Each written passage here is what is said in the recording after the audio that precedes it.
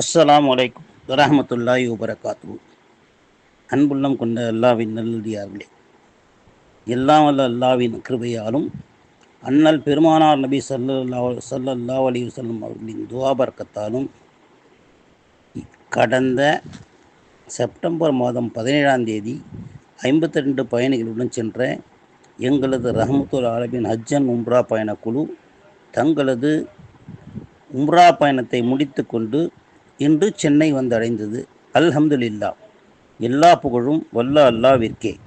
இன்ஷா அல்லாஹ் எங்களுடைய அடுத்த உம்ரா பயணம் நவம்பர் மாதம் 5ஆம் தேதி புறப்பட உள்ளது.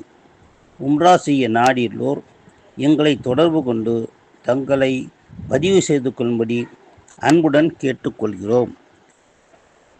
மொபைல் எண் 9841325136, 9500575302, 9952003352.